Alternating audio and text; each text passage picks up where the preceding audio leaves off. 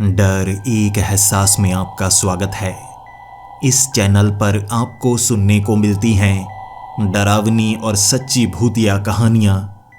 अगर आपको ऐसी ही वीडियोस देखना पसंद है तो हमारे इस चैनल को सब्सक्राइब करना ना भूलें। तो अब बढ़ते हैं आज की कहानी की ओर।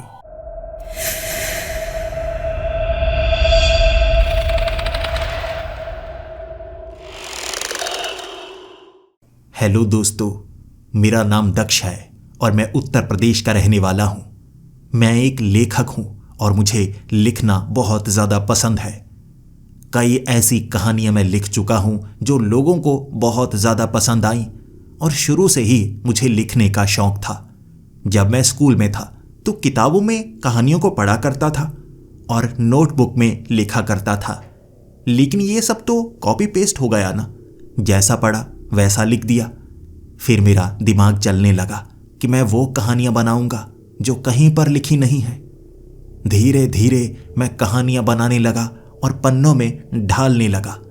ये मेरा शौक बन गया था। लेकिन 16 साल की उम्र में जब मैं एक लेखक से मिला था, उनकी कहानियां मुझे बहुत ज़्यादा पसंद आया करती थी। जब मैं उन्हें पढ़ा करता था और वैसी ही कहानियां लिखने की कोशिश भी किया करता था। उस लेखक ने कहा था, तुम में लिखने की एक अजीब सी कला है। हर कहानी को एक अलग रूप दे देते हो। अपनी कहानियां क्यों नहीं लिखते? अपनी नॉवल क्यों नहीं निकालते? वो शब्दों ने मुझ पर असर कर दिया और उसके बाद मैं अपनी ओरिजिनल कहानियां लिखने लगा। और सच में तब मुझे महसूस हुआ भगवान ने मुझे एक ताकत दी है सोचने की। मैं नई नई कहानियां बना सकता था और ऐसी ऐसी कहानियां मैं बनाता चला गया जो मुझे पसंद थी। और एक पब्लिशर ने मुझे वो कहानियों को एक नॉवल में ढालने के लिए कहा। मैं मान गया और उसके बाद से मैंने पीछे मुड़कर कभी नहीं देखा। मेरी वो नॉवल लोगों को बहुत ज़्यादा पसंद आ रही थी और मुझे लिखने का शौक़ था, लोगों को पढ़ने का शौक़ था। मैं कमाई तो किया करता था, लेकिन हर नई कहानी लिखने के लिए आपको शांति की ज़रूरत होती है। पहाड़ों में वीरानों में चला जाया करता था मैं कहानियों को लिखने के लिए। उसके बाद एक नई कहानी लेकर आता, लेकिन जो कमाई करता वो सारे पैसे खर्च हो जाते। फिर से मुझे नई कहानी लिखनी पड़ती और रुपए कमाने के लिए। घूमने का मुझे शौक था, घूम मैं पा रहा था, लेकिन मेरी जमा पूंजी बिल्कुल नहीं बची थी। सब खर्च हो जाते अगली कहानी लिखने के लिए। और एक समय ऐसा आया, कहानियां तो मेरे पास थीं, लेकिन मुझे कोई पब्लिशर मिल नहीं रहा था, कोई भी नहीं। जिसके बाद गरीबी क्या होती है मैंने महसूस की। गरीबी एक पिंजरा है जो आपको बंद करने की कोशिश करती है, आपको रोकने की कोशिश करती है और आपका दिमाग भी पिंजरे के अंदर ही रह जाता है। मैंने ये महसूस किया, बस मैं इस पिंजरे को तोड़ना चाहता था, बाहर निकलना चाहता था। गरीबी से बाहर निकलने के लिए मुझे क्या करना होगा मैं नहीं जानता था। मेरे पास कई कहानियां थीं। मैं जो भी पब्लिशर के पास लेकर जाता उन्हें पसंद आती ही नहीं। वो इसे नॉवल का रूप देना ही नहीं चाहते थे। उनका कहना था कि रोमांटिक कहानियां अब लोग पढ़ना पसंद नहीं करते, भूतिया कहानियां लोगों को पसंद आती हैं। मैंने भूतिया कहानियां लिखी, लेकिन उन पब्लिशर को वो भूतिया कहानियां भी पसंद नहीं आई। और एक पब्लिशर ने मुझे एक अच्छी सलाह दी थी। उसने कहा, तुम्हारी कहानियां बनावटी लगती हैं, ऐसा करो, गांव गांव घूमने की कोशिश करो, पुरानी कहानियों को जुटाने की कोशिश करो। धीरे धीरे तुम्हें ऐसी कहानियां मिलेंगी जो सच्ची होंगी। उनके इर्द गिर्द अपनी कहानी को बुनने की कोशिश करना। किंवदंती से जोड़कर जब तुम कहानी को लिखोगे लोगों को पसंद आएंगी। उन इलाके के रहने वाले लोग वो इसे अपना मानेंगे। या ऐसा करो, पूरी की पूरी सच्ची कहानी लिखो, ढूंढो। वैसे भी घूमना तुम्हें पसंद है ना। उस पब्लिशर की बात मेरे दिल में घर कर गई। फिर मैं ढूंढने की कोशिश करना चाहता था, लेकिन मैं समझ गया भूतिया कहानियां मुझे बनानी होंगी, ढूंढनी होंगी। लेकिन एक नॉवल में सिर्फ एक ही कहानी नहीं डालूंगा, कई कहानियां। ऐसा करूंगा, गांव देहात की भूतिया कहानियां, ये रखूंगा नाम उस नॉवल का। वाह, लोगों को बहुत ज़्यादा पसंद आएंगी। देसी भूतिया कहानियां जो सच्ची हों। लेकिन उसके लिए मुझे एक नोटबुक चाहिए होगी, एक ऐसी नोटबुक जिसमें मैं अपनी कहानी को लिखने की कोशिश भी करूंगा कि कैसे मैंने इन कहानियों को ढूंढा, मुझे कैसे कैसे खतरों का सामना करना पड़ा। वाह, मुझे कोई पुरानी नोटबुक चाहिए होगी जिसके लिए मुझे किसी किताबों की दुकान पर जाना होगा। यहाँ की सबसे पुरानी किताबों की दुकान पर मैं पहुंच गया था। मुझे नई नई नोटबुक दिखाई जा रही थी, लेकिन मुझे पुरानी गली हुई कोई नोटबुक चाहिए थी जिसके पन्ने सही सलामत हों, लेकिन देखने में ऐसा लगे जैसे वो नोटबुक कोई शापित नोटबुक हो। किताबों की दुकान के मालिक ने मेरे लिए ढूंढकर एक ऐसी किताब दी। देखते ही मैंने कह दिया, वाह, इस पर मैं अपनी कहानियां लिखूंगा और ये ऐसी कहानियां होंगी ना, लोग डरेंगे, थर थर कांपेंगे। मैं सबसे भयानक कहानियों को एक रूप दूंगा। उस नोटबुक को लेकर मैं घर आ गया था और अब मुझे शुरुआत करनी थी। किसी ऐसे गांव में जाऊंगा जहां कोई भूतिया कहानी सुनाई जाती है। लोगों से पूछूंगा सबसे पहले कितने गांव हैं और फिर उसके बाद छंटाई करने की कोशिश करूंगा। कम से कम 4 कहानियां लिखूंगा, ज़्यादा से ज़्यादा 6 भी हो सकती हैं। बस उससे ज़्यादा लिखने की कोशिश नहीं करूंगा, लोगों को डराना है। मैंने 15 दिन लगाए। अखबारों के पुराने पन्ने, पुरानी किताबें, किंवदंतियां, हर जानकारी को मैं इकट्ठा करता जा रहा था। कहाँ कहाँ पर वो गांव मौजूद है और कैसी कैसी कहानियां सुनाई जाती हैं। मैं उन कहानियों को एक रूप देना चाहता था। जानकारी जुटाता गया। मैंने छंटाई की कुछ गांव की और सबसे पहले गांव में जाकर अब मुझे पहली कहानी लिखनी थी। शुरुआत मैं किसी ऐसे गांव से करना चाहता था जिस गांव को मैं जानता हूं। मेरे दादाजी का गांव। बचपन में वहां पर मैं खेला हूं। वहां की कई कहानियां सुनाई जाती थीं कि भूत प्रेत वहां पर मौजूद हैं। मुझे फिर से उस गांव में जाना चाहिए और कहानियों की शुरुआत एक ऐसे गांव से करनी चाहिए जिसका नाम ही भूत गांव हो। जी हाँ, भूत गांव। जी हाँ, भूत गांव। मेरा अपना गांव जहां मेरा बचपन निकला है। पहुंच गया मैं उस गांव में। मुझे कोई भी पहचान नहीं रहा था, लेकिन वहां की डरावनी कहानियों की शुरुआत मैं मुखिया से करना चाहता था। उनके मुंह से वो डरावनी कहानियां सुनना चाहता था। बचपन में यहाँ की कई कहानियां सुनी हैं। यहाँ पर भूत थे, चुड़ैलें थीं, लेकिन मुखिया मुझसे मिलना नहीं चाहता था। उसने कहा, धूप में कोई भी बाहर नहीं निकलता। हम धूप में बाहर नहीं निकल सकते। रात के वक्त हम बाहर निकलते हैं, क्योंकि दिन की रोशनी में अगर हम घर से बाहर निकलेंगे तो वो चुड़ैल हमें रात के वक्त मार डालेगी। दिन की रोशनी में पूरी तरह से सन्नाटा था उस गांव में। बहुत कुछ बदल गया था। पहले तो ये गांव ऐसा नहीं हुआ करता था। बचपन की यादें मुझे अब भी याद हैं। दोपहर के वक्त दोस्तों के साथ फलों के पेड़ों पर चढ़कर फलों को तोड़ना, बैठकर खाना, बातें करना, आग जलाना, शरारतें करना, मुझे सब कुछ याद था। ये दिन के वक्त किया जाता था, लेकिन अब तो दिन के वक्त कोई बाहर निकलना ही नहीं चाहता था। घर के अंदर से वो मुझसे बातें कर रहे थे और उनका कहना था, तुम धूप में खड़े हो, रात के वक्त यहाँ मत रुकना। जो बाहर निकलता है, धूप की रोशनी उस पर पड़ जाए, रात के वक्त अगर वो यहाँ पर रुके तो वो चुड़ैल उसे मारने की कोशिश करती है। उनकी ये बातें थोड़ा थोड़ा मुझे डरा रही थी, लेकिन मेरे लिए एक कहानी मिल गई। क्या भयानक कहानी है। एक ऐसा गांव जिसका नाम भूत गांव है। वहां पर एक चुड़ैल है जो उन लोगों का शिकार करती है जो दिन के वक्त धूप में निकलते हैं। इसीलिए इस गांव में दिन के वक्त कोई बाहर नहीं निकलता। वाह, क्या डरावनी कहानी है। मुखिया के मुंह से पूरी की पूरी कहानी सुननी होगी। मैं मुखिया के घर के अंदर चला गया। मुखिया कह रहा था, मैं तुम्हें कहानी तो बता दूंगा, क्या तुम रात यहीं गांव में बिताना चाहोगे? मैंने मुखिया को कह दिया, जी हाँ, मैं उसे महसूस करना चाहूंगा। वैसे भी आपको कोई परेशानी तो नहीं है? मुखिया का चेहरा उतर गया था। वो मुझे समझा रहा था, रात यहाँ पर मत बिताना। हम तो रात के वक्त काम करते हैं, जंगल में जाते हैं, हमें कोई नुकसान नहीं पहुंचाता। लेकिन जो दोपहर को बाहर निकलता है, धूप उस पर पड़ जाए, रात के वक्त उसके लिए बहुत ज़्यादा खतरा होता है। उसे कमरे के अंदर छिपकर रहना पड़ता है। तुम्हें भी यही सब करना होगा। मैं डर नहीं रहा था, मुझे पूरी कहानी जाननी थी। तो मुखिया ने मुझे वो कहानी सुनानी शुरू कर दी। लगभग 100 साल पहले यहां पर एक औरत रहा करती थी। वो जादू टोना कुछ भी नहीं करती थी, लेकिन लोगों को हमेशा उस पर शक रहा करता था। उसके पिता को हर कोई ताना मारा करता कि तुम्हारी बेटी जादू टोना करती है। लेकिन उस लड़की को चित्रकारी बहुत ज्यादा पसंद थी। चित्रकारी करने के लिए उसके पास किसी तरह के रंग नहीं थे, कुछ नहीं था। तो वो काले रंग के लिए पत्तियों को जलाती, उनकी राख से वो चित्रकारी करती। अलग अलग रंग के लिए वो अलग अलग फूल लेकर आती, जंगल में ढूंढ ढूंढ कर। इस तरह वो अपनी चित्र बनाया करती, खूबसूरत पहाड़ों के चित्र। लेकिन गांव वाले उससे परेशान होने लगे।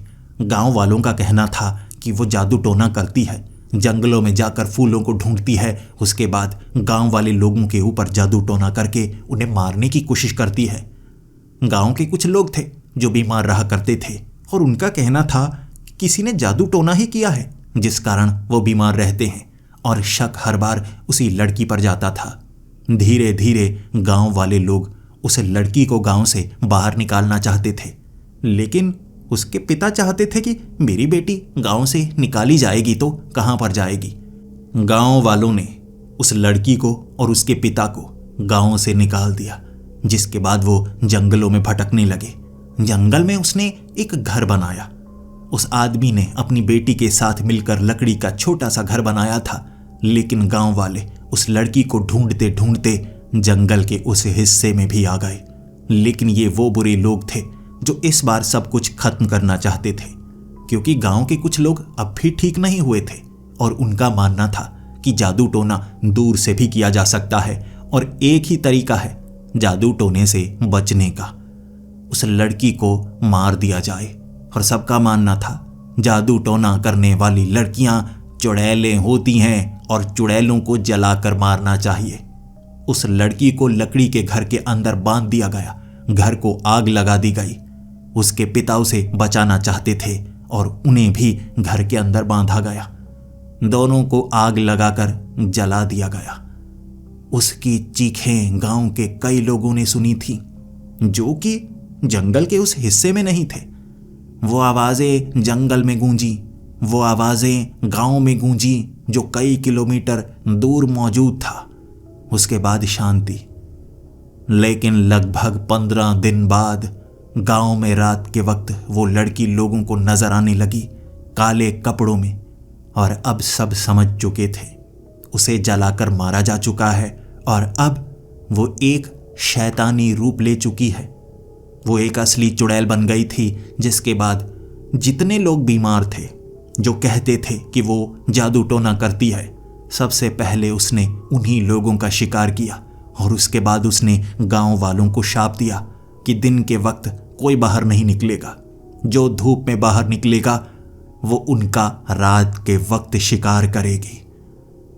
उसको गांव से निकाला था, वो सबको घरों के अंदर कैद कर देगी दिन के लिए। रात के वक्त सबको आज़ादी होगी, वो किसी को नुकसान नहीं पहुंचाएगी जो धूप में ना निकला हो। बहुत साल हो चुके हैं तब से ये शाप इस गांव में इसी तरह से चला आ रहा है। लेकिन गांव के कई पुजारियों ने पूजा पाठ किया, हवन किया, तो लगभग 80 से 90 सालों तक ये शाप का असर नहीं हुआ। लेकिन 10 साल पहले दोबारा वो चुड़ैल इस गांव में आ गई और ये शाप दोबारा चल पड़ा। कई लोग मारे गए और वो चुड़ैल रात के वक्त गांव में आकर कहती, मैं उनको मारूंगी जो धूप में निकलेगा। और इसके बाद उस शाप को कभी कोई रोक नहीं पाया। और आज भी लोग मरते हैं जो दिन के वक्त धूप में निकलते हैं। वाह, बेहतरीन कहानी। मुखिया को मैंने ये कहा था और लगभग 3 से 4 घंटे लग गए ये कहानी सुनने में। छोटी छोटी डिटेल भी मैंने नोट की थी और उस नोटबुक में अच्छे से बेहतरीन कहानी रात तक मैंने लिख ली थी। मुझे उसी गांव में रुकना था और जो घर मुझे दिया गया था उसके आसपास कई मशालें लगाई गई थी। उनका मानना था मैं धूप में बाहर निकला हूं, हो सकता है मुझ पर उस चुड़ैल का हमला हो। लेकिन रात के 12 बजे तक मैं जागता रहा, देखता रहा किसी चुड़ैल ने मुझ पर कोई हमला नहीं किया, कुछ नहीं किया। शायद इसलिए क्योंकि मैं गांव का रहने वाला नहीं हूं, मैं तो बाहर से आया हूं। 12 बजे मुझे नींद आ गई, लेकिन इससे पहले इतना भयानक सपना मुझे कभी नहीं आया था।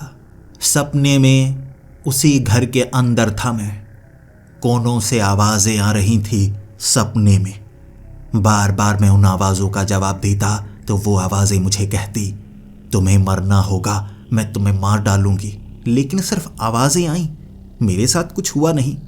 कभी दाईं तरफ से आवाज़ें, कभी बाईं तरफ से। डर कर मैं खटिया के नीचे छिप गया।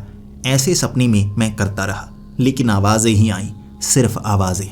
सुबह के वक्त मैं उठा और गांव वाले जानना चाहते थे कहीं मेरे साथ कुछ बुरा तो नहीं हुआ। रात के वक्त गांव वाले घर के इर्द गिर्द घूमते रहे। वो जानना चाहते थे मुझे कोई नुकसान ना हो जाए। दिन के वक्त मैं बाहर निकला, गांव वाले घरों के अंदर थे। सब ने मुझे देखा और मैंने उन्हें कहा, मेरे साथ कुछ बुरा नहीं हुआ, बस छोटा सा डरावना सपना आया। क्या यहाँ इस तरह लोगों को सपने आते हैं? क्या वो चुड़ैल सपने में कुछ करती है, डराती है? गांव वालों ने कहा, नहीं, वो सपनों में नहीं आती, वो असल में आती है और मार डालती है। जो धूप में निकला हो वो उसे छोड़ती नहीं। मुझे लगा ये श्राप शायद गांव तक सीमित है, या ये सिर्फ एक कहानी है, लोग बेवजह डरते रहते हैं। उस गांव को इस तरह से छोड़ा था मैंने, और उसके बाद मुझे एक और गांव में जाना था जहां पर एक और अजीब भूत या कहानी सुनाई जाती थी। मैं पहुंच गया था शिवगढ़ में, और वहां पर जब मैं पहुंचा लोग काफी ज्यादा हंसमुख थे।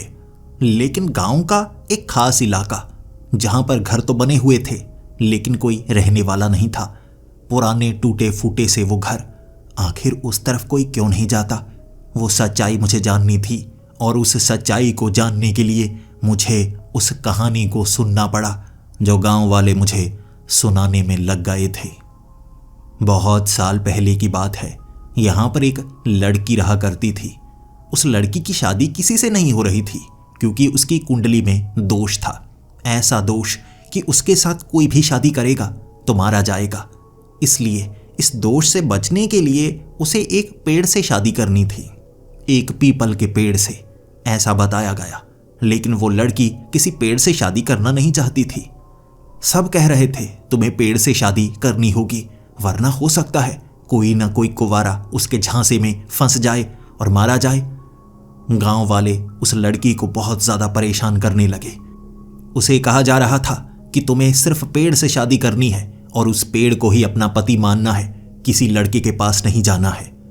वो लड़की ऐसा करना नहीं चाहती थी, लेकिन लोगों के जिद के आगे उसकी एक ना चली। उस लड़की को लगा अगर वो उस पेड़ से शादी कर लेगी तो दोष खत्म हो जाएगा, उसके बाद वो अपने प्रेमी के साथ रह सकती है। उसका एक प्रेमी था जो उससे छिप छिप कर मिलने के लिए आता था, लेकिन किसी तरह बचकर हर बार निकल ही जाता था। कभी उसके बारे में कोई जान नहीं पाया। लेकिन जब उस लड़की ने उस पीपल के पेड़ से शादी कर ली, उसके बाद लोगों ने उसके प्रेमी को पकड़ लिया और उसे जान से मार डाला। लोगों को लग रहा था उसका प्रेमी इस गांव के लिए बुरा हो सकता है, उस लड़की का दोष खत्म हो गया है। लेकिन हमेशा के लिए यहाँ जिसकी शादी जिससे हो जाती है वो उसी के साथ रहता है, और वो लड़की अब उस पेड़ की पत्नी है, उसके सिवा वो किसी और के साथ रह नहीं सकती। उस लड़के को इसीलिए मार डाला गया, और उसके बाद वो लड़की बहुत परेशान रहने लगी, सदमे में चली गई, और उसी पेड़ के साथ फांसी का फंदा लगाकर उस लड़की ने आत्महत्या कर ली।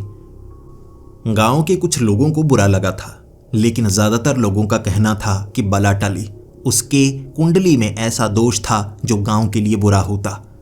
लेकिन मरने के बाद भी उसने इस गांव को छोड़ा नहीं। कहते हैं रात के वक्त इस पेड़ के इर्द गिर्द वो लड़की नजर आती है, और जो भी कुंवारा मर्द उसके करीब चला जाए वो उसे पकड़कर जान से मार डालती है।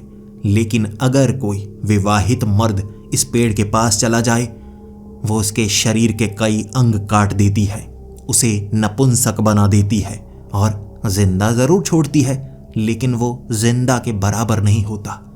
इसीलिए उस पेड़ के आसपास के सभी घर लोगों ने छोड़ दिए और उस तरफ जाने का रास्ता भी बंद कर दिया। आज तक वो लड़की पेड़ के इर्द गिर्द नजर आती है और बड़े प्यार से लोगों को बुलाती है। जो करीब जाता है वो मारा जाता है। वाह, क्या कहानी है, बेहतरीन। मेरी दूसरी कहानी भी पूरी हुई। वाह, अब ये अच्छी अच्छी कहानी को मैं इस नोटबुक में लिखता हूँ। 2 कहानियां तो हो गई और इसी गांव में मुझे रुकना होगा। रात तो यहीं पर गुजारनी होगी ना। मैं शाम तक वो कहानी को लिखता रहा और रात को एक ही घर में रुकने वाला था। लेकिन उस घर में रुकने से पहले, सोने से पहले, एक बार रात को उस पेड़ के पास जाकर उस लड़की को देखना चाहता था। गांव वालों ने मुझे मना किया था, लेकिन मैं डरने वाला नहीं था। मुझे आभास करना था। जो कहानी मैं लिखता हूं उसे आभास जरूर करता हूं, महसूस जरूर करता हूं। झूठी कहानियां मैं लिखना नहीं चाहता।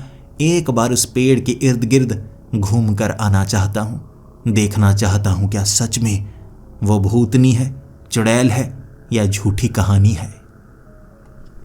मैं उस पेड़ के पास गया। रात का वक्त था, लेकिन मुझे तो कोई लड़की नजर नहीं आ रही थी। अचानक पता नहीं कहां से बादल आ गए। बिजली कड़कने लगी थी, बादल गरजने लगे थे। धीरे धीरे हवा चलने लगी और उस पीपल के पेड़ की पत्तियां बहुत जोर जोर से हिलने लगी। मुझे डर सा लगने लगा था। मैं उस जगह था जिसकी कहानियां सुनाई जाती हैं कि वो किसी को छोड़ती नहीं। जैसे जैसे मुझे डर लगता चला गया, मैं वापस आने लगा। मुझे ऐसा खतरा नहीं उठाना चाहिए। मैं बस उस लड़की को दूर से देखना चाहता था। लेकिन जैसे उस पेड़ ने मुझे खींच ही लिया हो, मैं उस पेड़ के बेहद करीब चला गया। उसके बाद मैं वापस आ गया, लेकिन ऐसा लगा मुझे जैसे उस लड़की की झलक मुझे मिली हो। पीपल के पेड़ के आसपास मुझे पायल की आवाज सुनाई दे रही थी। मुझे पेड़ के पीछे से सफेद कपड़ा हिलता हुआ भी नजर आया, लेकिन उस तरफ मैं गया था, वहां पहले कोई कपड़ा नहीं था। मैं इतना डरा कि उस पेड़ से दूर आ गया। मुझे जो घर दिया गया था वो रात मैंने वहीं पर बिताई, लेकिन रात को जो भयानक सपना मुझे आया कैसे बयां करूं। मैं अपने उसी घर में था, लेकिन बाहर से वैसी पायल की आवाज आने लगी। धीरे धीरे घर की छत उड़ गई। आंधी इतनी तेज थी कि छत को उड़ा कर ले गई। हवा घर के अंदर थी और मैं खुद को उड़ने से बचाना चाहता था। वो आंधी, वो बवंडर मुझे उड़ा कर ले जाना चाहता था और खिड़की के बाहर वो लड़की कह रही थी, घर के अंदर रहने पर तुम सुरक्षित नहीं रहोगे, घर के बाहर आना होगा अगर तुम्हें बचना है। मैं घर के बाहर आ गया और सच में बाहर हवा नहीं थी। फिर वो लड़की कहने लगी, चलो मेरे साथ, उस पेड़ के पास तुम्हें आना होगा। मैं जैसे सम्मोहित हो गया था। मैं रुकना चाहता था, लेकिन मेरी टांगें चल रहीं। जैसे ही मैं उस पेड़ के पास गया, वो लड़की ने मुझे भयानक रूप दिखाया। इतना भयानक कि मेरी चीख निकल गई। उसके बाद मैं भागना चाहता था, लेकिन उसने मेरी कलाई पकड़ ली थी। बस फिर क्या, एक झटके से मैं उठा था। दिन का वक्त हो गया था। ये भयानक सपना खत्म हुआ। गांव वालों से बात करके मैं उस गांव से निकला, लेकिन मेरी कलाई पर एक निशान था, बेहद अजीब सा निशान। उंगलियों के निशान थे ये, जैसे रात के वक्त जब मैं सोया हुआ था किसी ने मेरी कलाई पकड़ी हो। फिर मुझे याद आया वो सपना। मुझे उस लड़की ने पकड़ा था भयानक रूप में, और जैसे असल में मेरी कलाई पर वो निशान आ गया। लेकिन इसे कोई नुकसान नहीं कह सकते। हो सकता है कहीं और से ये निशान आ गया हो। कहीं कुछ और चीज थी कि मैं बाजू उस तरफ करके सो गया और रात भर उसी तरह से सोया रहा, तो ये निशान अपने आप उभर सा गया। ज्यादा सोचा नहीं, क्योंकि मुझे ये किताब पूरी करनी थी। मैं आगे वाले गांव की तरफ बढ़ने लगा।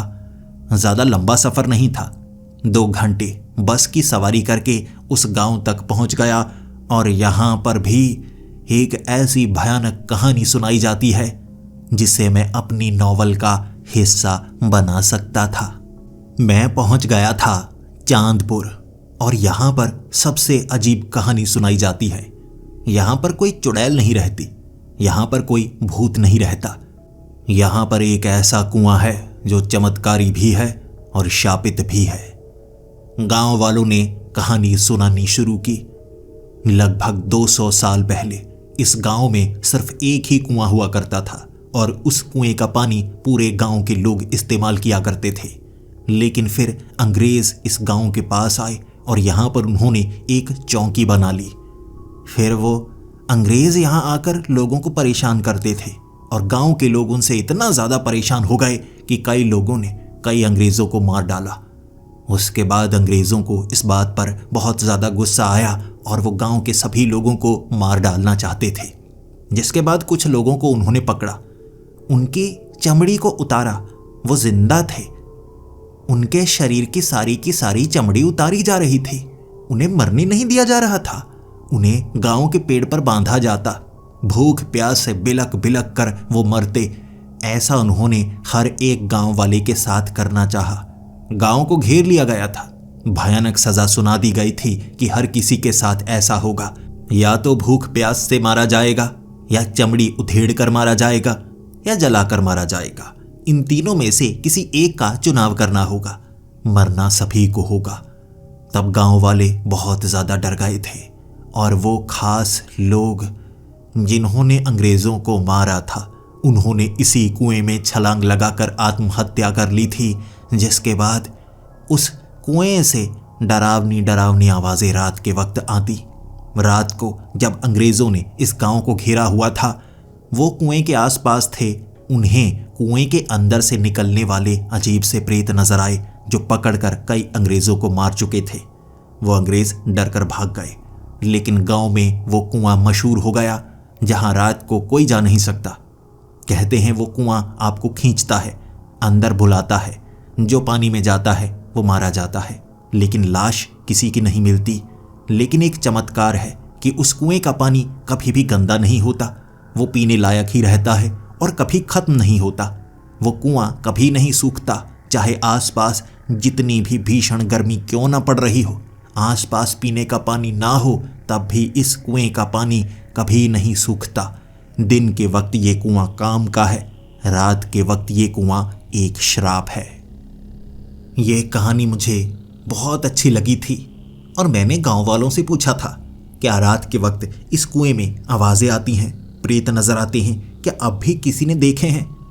ज्यादातर गांव वालों का कहना था हाँ, कई लोग अब भी यहाँ मारे जा चुके हैं। लाशें कहाँ जाती हैं कोई नहीं जानता और ना हम जानना चाहते हैं। बस फिर क्या था, मैं इसे किताब का हिस्सा बनाना चाहता था और पूरा दिन मैं इस कहानी को लिखता गया।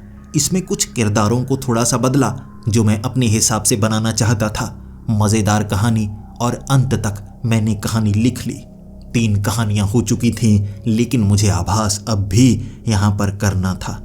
क्या मुझे यहाँ कोई नज़र आता है? कुएं के पास जाने की कोशिश करूँगा, कुछ लटका कर फेंकने की कोशिश करूँगा और दिन के वक्त देखूँगा क्या पानी में मुझे वो चीज़ मिलती है या नहीं।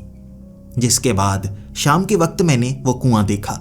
गांव वाले मना कर रहे थे कि शाम के वक्त देख लो, सूरज ढलने के बाद रात के वक्त यहां आना पूरी तरह से मना है। मैंने कुछ चीजें शाम के वक्त उस कुएं में फेंक दी जो कि चमकने वाली चीजें थी। बोतल में एक लाइट डालकर मैंने वहां पर फेंकी थी। रात के वक्त कुएं के पास जब मैं एक पेड़ के पीछे से छिपकर देख रहा, मुझे कुएं से कोई आवाज नहीं आ रही थी। बस उस कुएं के अंदर से रोशनी निकलती साफ नजर आ रही। मुझे लगा ये झूठी कहानी तो नहीं, मुझे कुएं के अंदर एक बार तो देखना ही होगा, महसूस तो करूं क्या सच में यहाँ पर कोई भूत प्रेत है या बस ये एक किंवदंती है। लेकिन ये किंवदंती मशहूर तो बहुत ज़्यादा है, लोग यकीन तो कर लेंगे। लेकिन मैं एक अपनी कहानी भी इसमें ज़रूर डालूंगा, इस किताब में, जिसमें मेरे साथ क्या क्या हुआ जब मैं इन गाँव में गया, वो भी तो बनानी है। इसीलिए मुझे इस कुएं के पास तो जाना ही होगा, लेकिन मैं ज़्यादा खतरा उठाने की कोशिश नहीं करूँगा। कुछ नज़र आया तो मैं भाग निकलूँगा। 2 बार मेरे साथ कुछ ऐसा हो चुका था जिसे याद करके मैं डरता रहता था। लेकिन मुझे ये नॉवल पूरी करनी होगी। उससे जो रुपए मुझे मिलेंगे उसे संभाल कर रखूँगा। इस बार ज़्यादा खर्च नहीं करूँगा। दोबारा मुझे शायद ऐसा मौका ना मिले। ऐसी बेहतरीन कहानियाँ मैं भी शायद कभी ना लिख पाता। मैं उस कुएं के पास जैसे जैसे जाता जा रहा, मुझे फुसफुसाहट की वो आवाज़ें साफ सुनाई दे रही थी। मेरे हाथ में एक टॉर्च थी।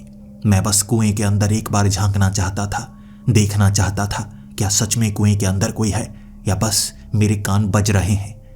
कुएं के अंदर जब मैंने झांका था, वो बोतल मुझे पानी के बीच लहराती हुई नजर आई, लेकिन वहां सिर्फ वो पानी की बोतल ही नहीं थी। मुझे पानी में ढेर सारी लाशें नजर आ रही थी, ढेर सारी लाशें। उनकी आंखें निकाली जा चुकी थी या गल चुकी थी। धीरे धीरे लाशें पानी से भी ऊपर आने लगी।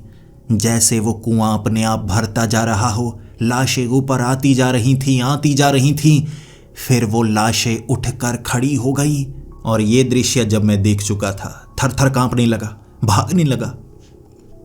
और ये दृश्य जब मैं देख चुका था, थर थर कांपने लगा, भागने लगा मैं वहां से। लेकिन उस कुएं से कोई बाहर नहीं आया। मुझे बहुत सारी लाशें मुझे घूरती हुई नजर आ रही थीं, लेकिन वो प्रेत थे, धुएं की तरह गायब हो गए।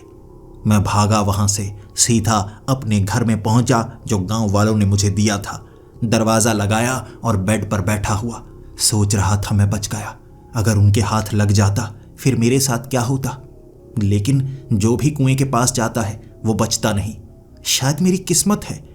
इतनी बार मैं बच चुका हूं, मैं कैसे बताऊंगा किसी को। क्या लोग मुझ पर भरोसा करेंगे? करेंगे, जरूर करेंगे। ये सच्ची कहानियां हैं, पूरी तरह से सच्ची, मैंने महसूस की हैं। उसके बाद मैं थक चुका था। खाना खाकर मैं सो गया। लेकिन फिर से वैसा हुआ जैसा पहले भी हो चुका था।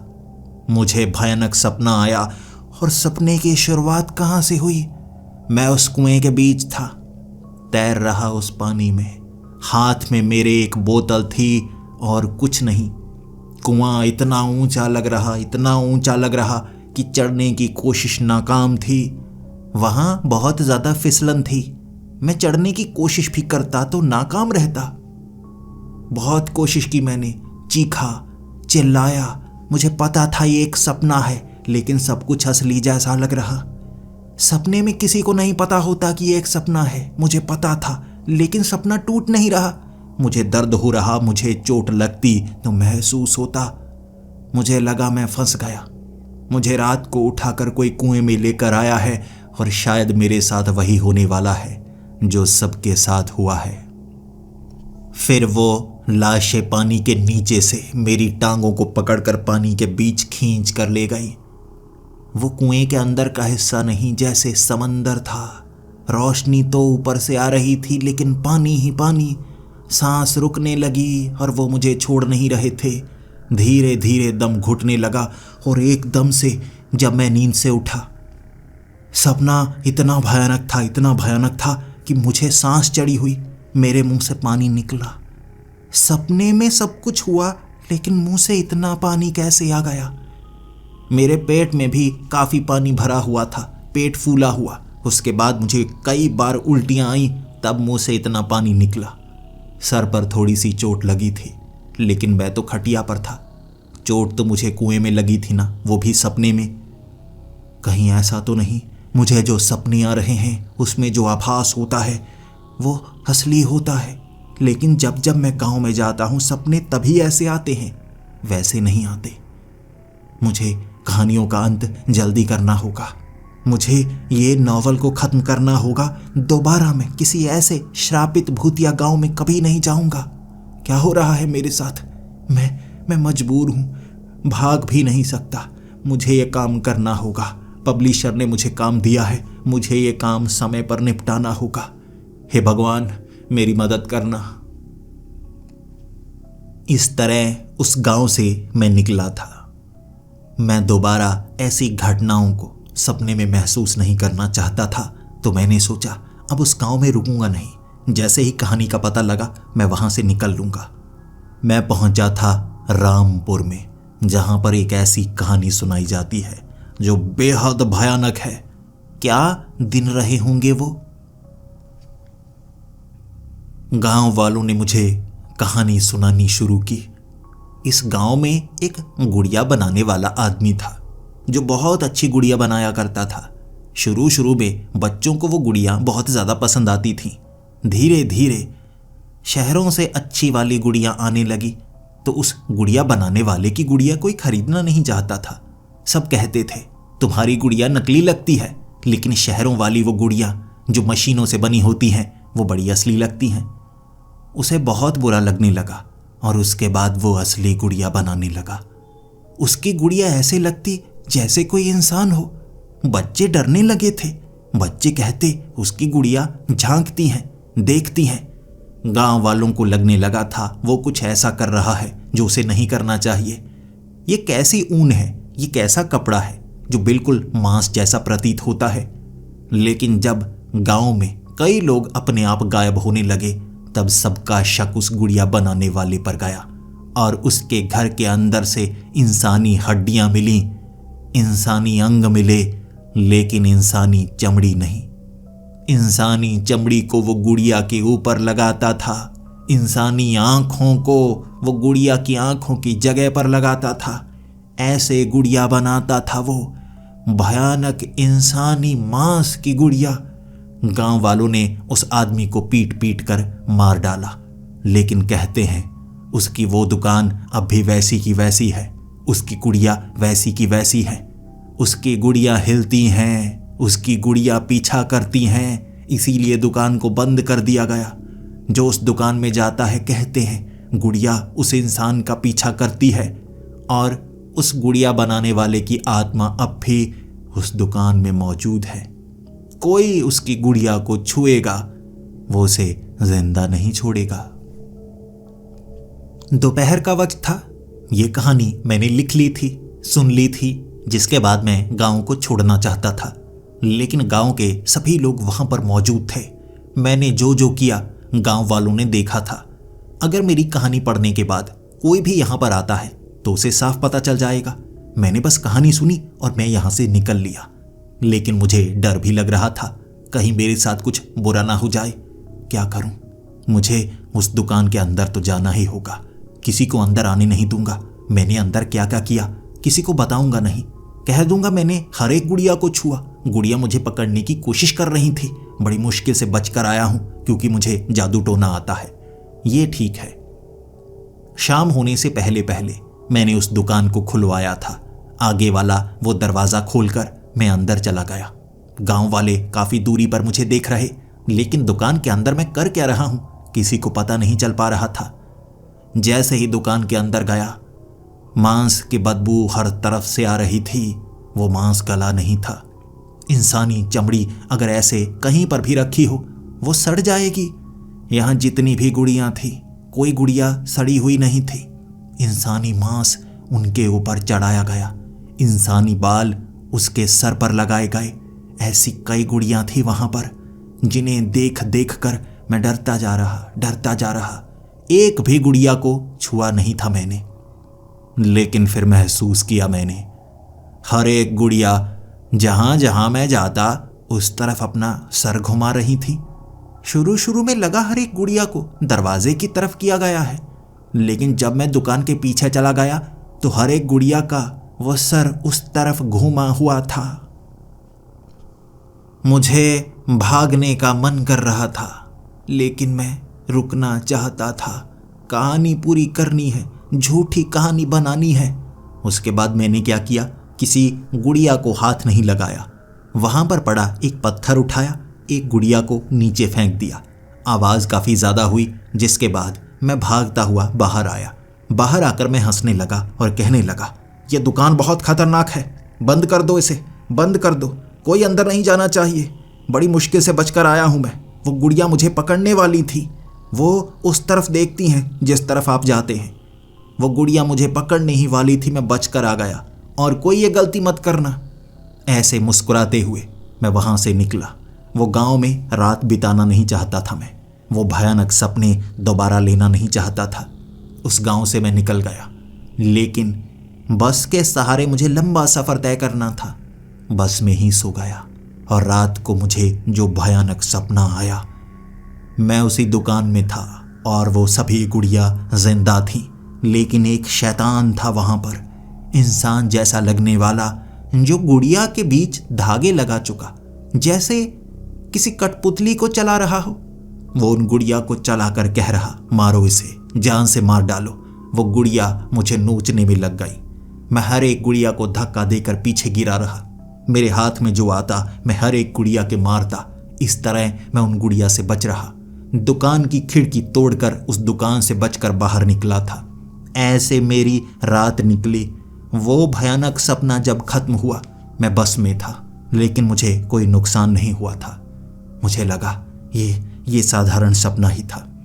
जैसे ही मैंने अपनी गोद में देखा, वो गुड़िया मेरे गोद में थी। वो इंसानी चमड़े वाली गुड़िया जिसका सर मेरी तरफ। खिड़की से मैंने बाहर फेंक दी वो गुड़िया। ऐसा घबराया, मेरे हाथ पांव फूल गए थे। ये गुड़िया यहाँ कैसे आ गई? मैं तो लेकर नहीं आया था। लेकिन गुड़िया को फेंकने के बाद मुझे महसूस हुआ जैसे किसी शाप को मैंने दूर कर दिया हो। कहानी वो भी यहीं पर खत्म हो जानी चाहिए। इससे ज़्यादा उस किताब में नहीं बताऊंगा। अब वो आखिरी गांव, वो आखिरी कहानी, बस उसके बाद मैं कभी भी और किसी ऐसे शापित या भूतिया गांव में नहीं जाऊंगा। बस आखिरी कहानी, कुछ पन्ने बाकी हैं, बस वो भर दूंगा। दोबारा कोई खतरा नहीं उठाऊंगा। मैं पहुंचा था निर्मलपुर में। इस गांव में किंवदंती सुनाई जाती है कि यहाँ के तालाब में परछाइयाँ रहती हैं और जो रात के अंधेरे में उस पानी के करीब जाता है, वो परछाइयाँ आपको खींचकर तालाब के अंदर ले जाती हैं। इसे जानने के लिए मुझे रात के वक्त उस जगह जाना होगा। मैं गांव वालों से कहानी जानना चाहता था, पूरी कहानी, इसकी शुरुआत कैसे हुई, कहाँ से हुई, और गांव वालों ने मुझे कहानी सुनाई। कभी 4 दशक पहले इस तालाब के पानी का इस्तेमाल सब किया करते थे, रात के वक्त भी। लेकिन अचानक रात के वक्त यहाँ की 4 लड़कियों को किसी ने मारकर इस तालाब में फेंक दिया, जिसके बाद दिन के वक्त वो लाशें लोगों ने निकाली, लेकिन उन लड़कियों की पहचान कोई नहीं कर पाया। उसके बाद से इस तालाब में वो परछाइयाँ नजर आना शुरू हो गईं, लेकिन उन लड़कियों की लाशों को कोई भी जलाना नहीं चाहता था, दफनाना नहीं चाहता था, उनका अंतिम संस्कार कोई करना नहीं चाहता था। हर किसी का कहना था, अनजान लोगों को हम क्यों जलाएं, अनजान लोगों को हम क्यों दफनाएं। उनकी लाशों को उसी तालाब के पास जमीन पर फेंक दिया गया और जानवरों ने उन लड़कियों के मांस को खाया था। शायद यही कारण होगा कि उस तालाब में परछाइयाँ नजर आना शुरू हो गई, और उसके बाद से रात के वक्त जो भी उस तालाब के करीब जाता है वो परछाइयाँ खींच लेती हैं पानी के अंदर। सांस घुटने से लोग मारे जाते हैं। इसकी सच्चाई जानने के लिए मुझे रात को उस तालाब के पास जाना होगा। ये तो काफी खौफनाक बात है, लेकिन करना तो होगा ना, आखिरी काम है, इसमें ज्यादा खतरा नहीं होगा। रात के वक्त का इंतजार किया मैंने, और तालाब से बहुत दूर था, लेकिन गांव के कुछ लोग मेरे साथ। मुझे ये चीज नहीं चाहिए थी, मैं तालाब से दूरी बनाकर ही वापस चला आता। लेकिन गांव के वो लोग अगर मेरे साथ होंगे, वो तो सब कुछ बता देंगे ना कि मैं दूरी पर था। इसीलिए मुझे तालाब के करीब जाना होगा। वो मुझे देख रहे थे। 3 लोग थे पेड़ के पास खड़े, और मैं तालाब के पास गया। परछाइयों को महसूस करना चाहता था। पानी में मैंने पत्थर मारे, लेकिन मुझे कोई परछाई नजर नहीं आई। फिर मैं वापस आने वाला था, लेकिन मुझे लगा मुझे कुछ ऐसा करना चाहिए जिससे उन्हें लगे कि मुझे परछाई ने पकड़ा है। मैंने जानबूझकर कहा, छोड़ दो मुझे, छोड़ दो, छोड़ दो। फिर मैंने झूठे मंत्र पढ़े और झटका मारा हाथ को। भागा मैं गांव वालों की तरफ, और गांव वाले वो लोग डरे हुए। तुम्हें कहा था ना, वहां होते हैं, वो परछाइयां हाथ पकड़ती हैं। मैंने कहा ठीक है, मान गया, अब से मैं उस तालाब के पास कभी नहीं जाऊंगा। ये कहकर मैं वहां से निकल आया, और रात हो चुकी थी, लेकिन गांव में मैं रुकना नहीं चाहता था। मैं सफर तय करना चाहता था।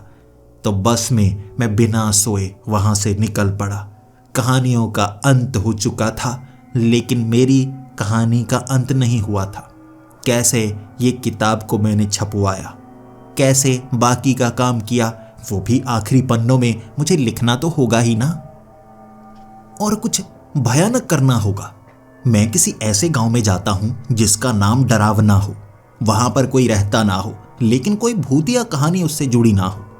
मैं इस किताब में लिखूंगा कि वहां पर सारी कहानियों को असेंबल किया था मैंने, एक जुट किया था। एक ऐसा नाम मेरे दिमाग में आया, एक ऐसा नाम मेरे दिमाग में आया जिस गांव का नाम था मृत गांव। वहां पर कोई नहीं रहता, दीवारें वैसी की वैसी, घर वैसे के वैसे। वहां पर पानी की कमी होने के कारण लोगों ने घरों को छोड़ा था। बस फिर क्या था, उसी गांव में पहुंच गया मैं। दिन के वक्त वहां हर एक घर को देख रहा, लेकिन फिर मुझे लगने लगा, ये क्या, ये दीवारों पर कुछ लिखा हुआ क्यों है और ऐसा क्यों लग रहा है जैसे ये सब कुछ जो लिखा है ये मुझसे जुड़ा हो। हर एक घटना, मैं कुएं से उठा था, ये एक सपना था। मुझे परछाइयों ने पकड़ने की कोशिश की, मेरी गोद में एक गुड़िया आ गई। हर एक दीवार पर ऐसे अलग अलग घटना लिखी हुई जो मुझसे जुड़ी थी, और हर एक दीवार पर मेरा नाम लिखा हुआ था। लेकिन इस चीज को किताब में कैसे लिखूंगा, इसका मतलब मुझे नहीं पता। गांव में रहने वाला कोई नहीं है, सोना मैं यहां पर चाहता नहीं। हर एक घर को देखता गया, अपने दिमाग में कुछ सोचता गया, कैसे इसे अपने साथ जोड़ूं, क्या बताऊंगा, ये किसने लिखा है। सब कहेंगे ये मैंने खुद लिखा है, लेकिन कैसे। वहां पर मुझे एक आदमी नजर आया, घने पेड़ों के बीच मेरी तरफ पीठ किए हुए। मैं भागता हुआ उस आदमी के पास गया। कोई तो है जो यहां पर मौजूद है, मुझे कुछ ना कुछ तो बता ही सकता है ना। मैंने जैसे ही उस आदमी से सवाल करने के लिए उसके करीब जाकर उसे हिलाया, वो एक तरफ गिर गया। वो इंसान जिंदा नहीं था, मुर्दा था। लेकिन लाश गायब होते हुए नहीं देखी कभी मैंने। मेरी आंखों के सामने जब वो नीचे गिरा, मैं डरा, वो गायब हो गया। फिर मेरी पीठ पर हाथ रखा उसने, वो पीछे खड़ा था। आगे से पीछे कब पहुंच गया मुझे पता नहीं चला। जैसे ही मैंने उसके चेहरे की तरफ देखा, उसका वो खराब सा चेहरा, जैसे चेहरे पर ढेर सारे निशान हो, वो मेरी तरफ देखता हुआ कहने लगा, मुझे तुम्हारा ही इंतजार था। तुम्हें खुद नहीं पता कितने सालों से मैं तुम्हारा इंतजार कर रहा हूं। तुम इतनी देर से आए, तुम समझ ही नहीं पाए। बचपन से तुम्हारा दिमाग जिन चीजों के लिए चलता है तुम कभी समझ नहीं पाए, इतनी देर कर दी। चलो कोई बात नहीं, देर आए दुरुस्त आए। चलो अब अपना काम खत्म करो, लिखो अपनी कहानी, अपनी वो आखिरी कहानी लिखो इस किताब में। मैं वहीं पर जम गया। उसे कैसे पता मैं कहानियां लिखता हूं, और मेरे उस बैग में एक किताब है जिसमें मैं खुद की कहानी लिखने वाला हूं। उसे कैसे पता। मैंने कांपती हुई आवाज में कहा, आप कौन है, कौन है आप क्या यहां के रहने वाले हैं? उसने कहा, हाँ मैं यहीं का रहने वाला हूं। यह सब मैंने ही लिखा है, क्योंकि मैं तुम्हारी कहानी का हिस्सा हूं, मैं तुम्हारा हिस्सा हूं। तुम जब पैदा हुए थे तभी से एक श्राप तुम्हारे अंदर है जो तुम्हें वो कहानियां देता है। वो सभी कहानियां तुमसे जुड़ी हैं, तुम्हें कभी आभास नहीं हुआ। लेकिन इस बार जब तुम उस जगह आए जहां जहां वो घटनाएं हुई हैं, तुम श्राप का हिस्सा बनते चले गए। तुम कोई साधारण इंसान नहीं, तुम्हारा जन्म ही श्राप के साथ हुआ है। तुम हिस्सा हो इन घटनाओं का। उसने मुझे कहा, लिखो यह सब अपनी किताब में लिखो। मैं डर चुका था, मैंने भागने की कोशिश की, लेकिन मेरे पैर जम चुके थे। उसने कहा, तुम्हारी नियति है ये, तुम्हारा श्राप है। जब से तुम पैदा हुए हो तभी से मैं तुम्हारा इंतजार कर रहा हूं। तुम भाग नहीं सकते। कहानी का अंत करो, अपनी किताब का अंत करो। लिखो मैंने तुम्हें जो सब बताया है, तुम कैसे मुझसे मिले और यहां क्या क्या हुआ। बाकी मैं बताता हूं उसके बाद क्या होगा, वो भी लिखो। मैंने लिखना शुरू कर दिया, हर एक चीज और अपनी नियति भी।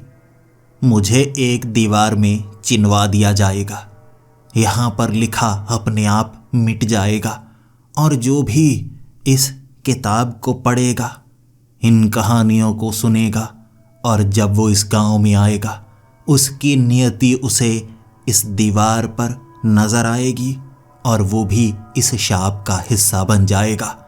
फिर उसकी भी एक अलग कहानी होगी जैसे मेरी है। मैं दीवार से लोगों को देख पाऊंगा। मैं जिंदा नहीं रहूंगा, दीवार बन जाऊंगा, एक श्राप बन जाऊंगा जिसके लिए मैं पैदा हुआ हूं। अगर आपको भी डरावनी और सच्ची भूतिया कहानियां सुनना पसंद है तो आपको नहीं लगता कि आप और भी अच्छी कहानियां बना सकते हैं, और भी अच्छी कहानियां लिख सकते हैं? तो लिखना शुरू कीजिए अच्छी अच्छी सच्ची सच्ची कहानियां, और ये किताब आपके पास खुद चल कर आएगी। और फिर उन कहानियों को जीने की कोशिश कीजिएगा। एक एक सच्ची कहानी को ढूंढिएगा।